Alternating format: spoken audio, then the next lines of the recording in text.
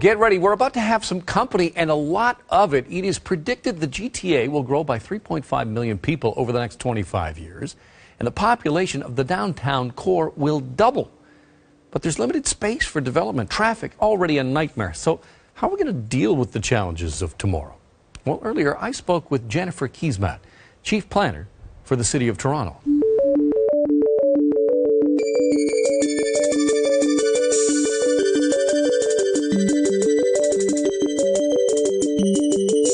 Do we have the infrastructure in place to accommodate everybody who's coming to Toronto?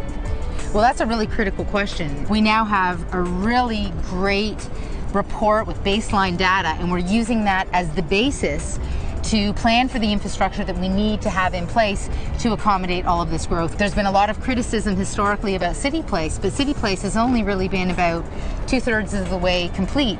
Now that we're finally building the schools in City Place, people are going, hey, this is actually a great neighborhood.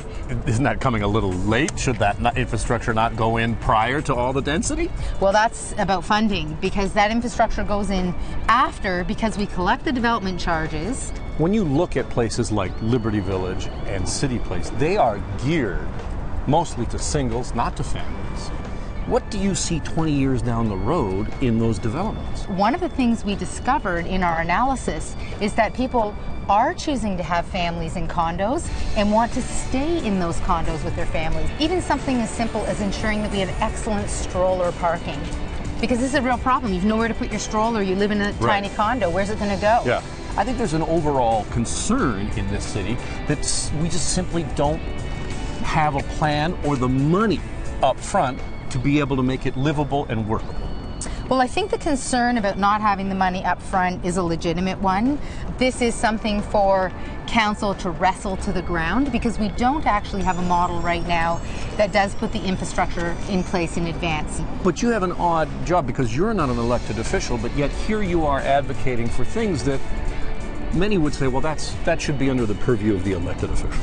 We have really strong official plan policy that is approved by City Council that talks about managing growth. This is our job. How big are the stakes right now? Oh, they're big.